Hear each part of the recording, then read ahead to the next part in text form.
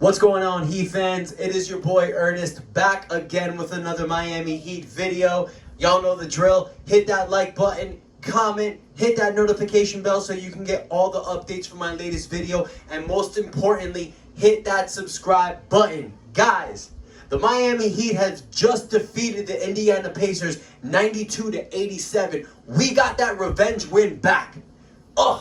It was touch and go there, guys. For those of you that saw the game, the Heat was down the entire game. First quarter, second quarter, third quarter, we were getting our butts beat until the fourth quarter came. And that's when our team dug down deep. I was going crazy. Jimmy Butler did not come in until 6 minutes left in the fourth quarter. The whole time I'm like, Spoelstra, what are you doing? But that's the thing about Spoelstra. He's one of the smartest coaches in the NBA. He saw that the Miami Heat stayed close with the Pacers all fourth quarter. We were only down 2-3 points throughout the entire fourth quarter. So he knew if he rested Jimmy, once Jimmy came in, he would dominate. And that's exactly what happened. With 6 minutes left, Jimmy came in, scored 2 straight points, went to the foul line, and dominated like he always does. And the Miami Heat pulled out that victory. So I want to talk about a couple things. The good and the bad. Obviously, the good was that Spoelstra made some great coaching decisions. It was good to see. Another good thing, Duncan Robinson, man. Woo! Mama, there goes that man. As Mark Jackson likes to say, Duncan Robinson, these last 2 games, guys, has looked like the Duncan Robinson of last year. Tonight, he dropped 20 points, 6 3-pointers, held his own on the defensive end, 4 assists, 5 rebounds, dominated tonight. That's what you want to see when Duncan Robinson. When Jimmy Butler and Bam Adebayo are not having their great games like they normally do, you need guys like Duncan Robinson and Tyler Hero to step up. Duncan had 20 tonight. Hero had 17 off the bench. The Miami Heat did exactly what they're going to do and win. But let's not forget about my boy, the Dragon, Goran Dragic. He held his end in the first quarter, scored 9 straight points in the first quarter starting. I'm loving Goran Dragic starting. It's a beautiful thing to see, guys. I know I was mentioning Tyler Hero should be the starting point guard. With Dragic coming off the bench because he's 35 years old, so it's better for him to play against the second unit. But he's looking comfortable playing out there with Jimmy and Bam. I'm loving it, guys. So it was great to see. Another good that the Miami Heat have been doing, the defense.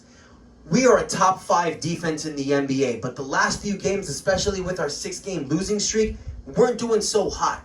So this team got back to the old school Miami Heat culture style defense, shutting down teams. We put the New York Knicks less than 90 points, and we put the Indiana Pacers tonight with less than 90 points. That's exactly what we need to do to win. We're not the best offensive team in the NBA. We got a bunch of 3-point shooters. We got guys that can create. But our bread and butter is defense. And I've been saying this, preaching this all year, guys. The Miami Heat's key to win this year is defense. And we've been proving it time and time again. I am so thrilled to see the Miami Heat come back with a back-to-back victory. We're sitting 24-24. We're back up to the 6th place in the Eastern Conference. We're about a game down from the 4th seed Charlotte Hornets. So like I'm telling y'all, do not be scared. Don't be worried. Do not be sour. Clap your hands and feel the power because the Miami Heat are coming through, baby. And that's exactly what we're doing. We're beasting it out. We're winning games and we're doing it old school style. I love to see that, guys. Clap your hands, stand up, Heat Nation. It is a perfect time for Miami Heat basketball. We got the Golden State Warriors tomorrow. It's going to be a beautiful game. Last time we lost to Golden State in overtime.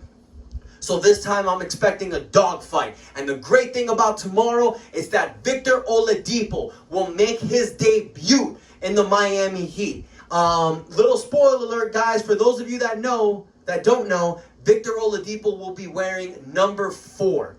In the Miami Heat. It's the same number that he wore with the Indiana Pacers. So for those of you thinking, because he was wearing number 7 with Houston, and Dragic has got number 7, just to put your mind at ease, he's coming with number 4.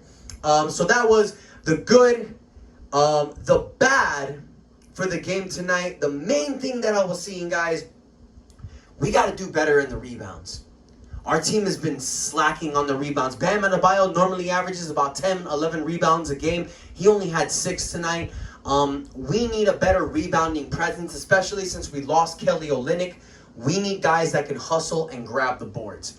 So that is definitely a key of something that I saw that we needed tonight. Another thing was turnovers. We made some sloppy turnovers, guys. But that's the game of basketball. You make mistakes, but this is something that Spoelstra needs to keep his eye on.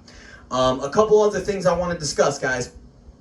So I was watching ESPN earlier today. I think it was the show called either Get Up. It's the one with Nick Wright. I can't remember. My fans, help me out. If you guys know what show I'm talking about, drop it in the comments.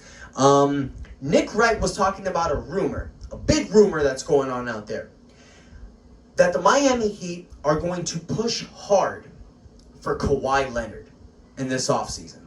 Now, for those of you that play NBA 2K, like myself, I like to do Dynasty mode with the Miami Heat, with my league.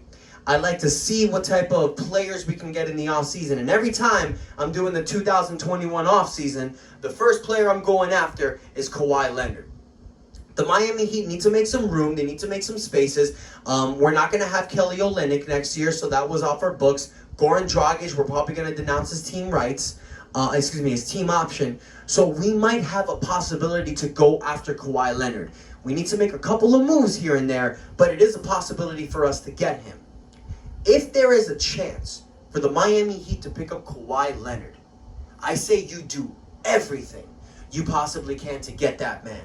Because I'm sure you guys remember, when Kawhi Leonard went to the Clippers in 2019, the first player that he was recruiting was that man, Jimmy Butler.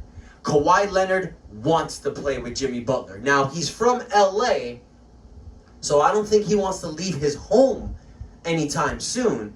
But if we all know Kawhi Leonard, he wants to win. And the one thing that he loves is competing against LeBron James. That's the reason why he did not go to the LA Lakers. So if you see a big three of Kawhi Leonard, Jimmy Butler, and Bam Adebayo, oh my God. That would be sick. That would be sick. I would love to see that. The possibilities of it happening, it's a big possibility. You got Pat Riley, the Godfather. Get him in the room with Kawhi Leonard. That's all I got to say. Just get Pat Riley in the room with Kawhi Leonard. Last year, the Miami Heat went to the Eastern Conference, won the Eastern Conference Championship, and went to the NBA Finals. If you can have another great season, another great playoff run this year, why wouldn't Kawhi want to come here? Now, of course, it is depending on what the Clippers do this year. If the Clippers make it to the Western Conference Finals and go all the way, I don't see a reason why Kawhi would leave. However, this is the guy who won the NBA championship in 2019 with Toronto and left them for the Clippers. So, never say never.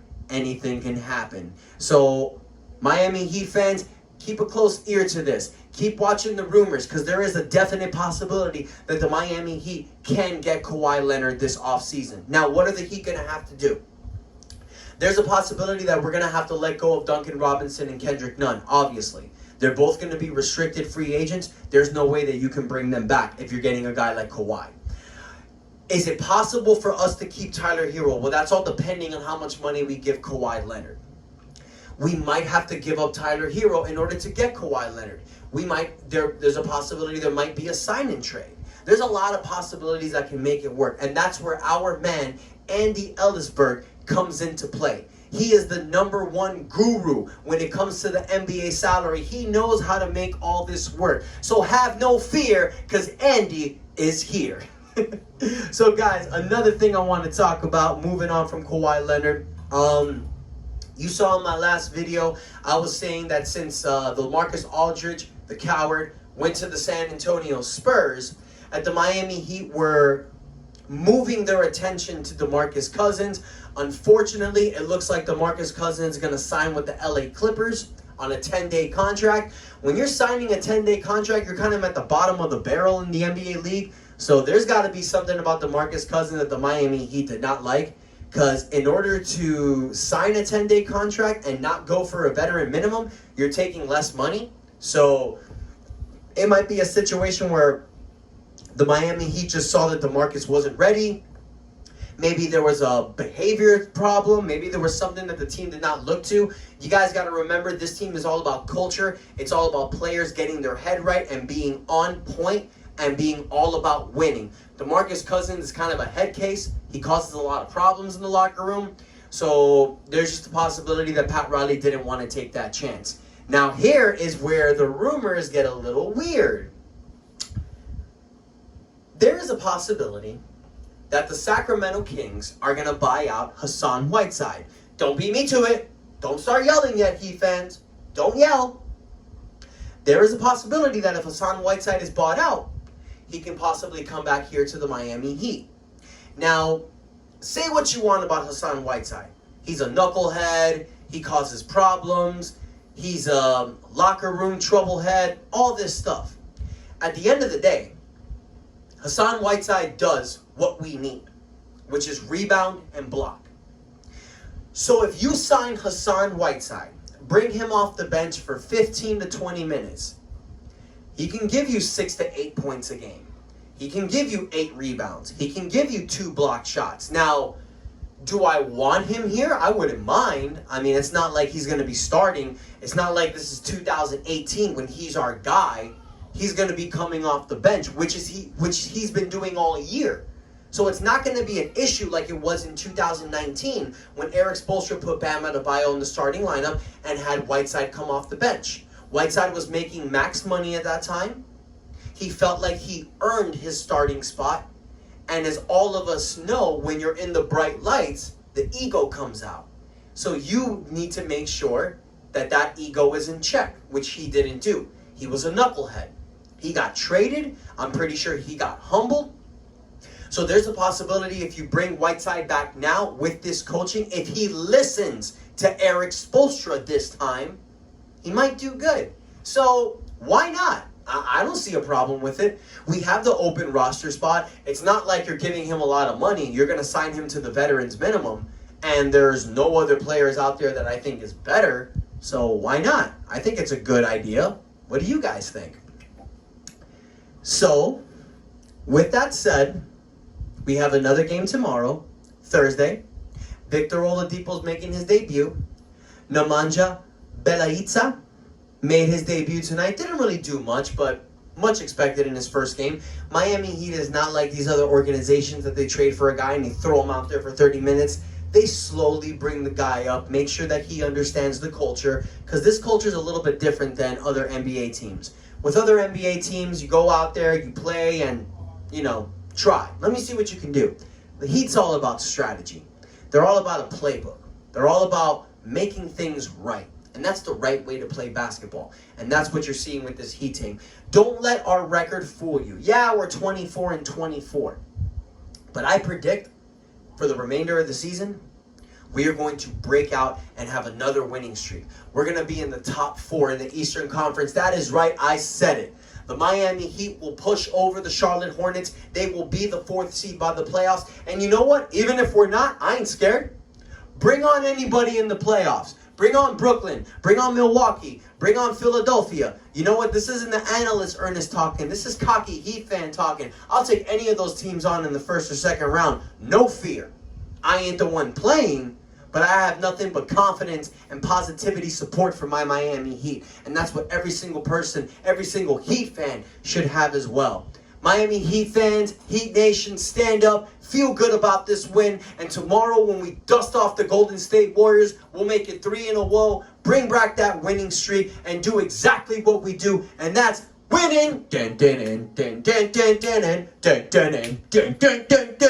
The show goes on, baby. And until next time, it is your boy Ernest. Guys, thank you so much for the love. Thank you so much for the support. Don't forget to hit that like button, comment, subscribe. Most importantly, guys, let's build this channel. I'm trying to get to 500 subscribers as soon as I can. So help me out. Show that love and support. And until next time, it's your boy Ernest out. And that's enough said.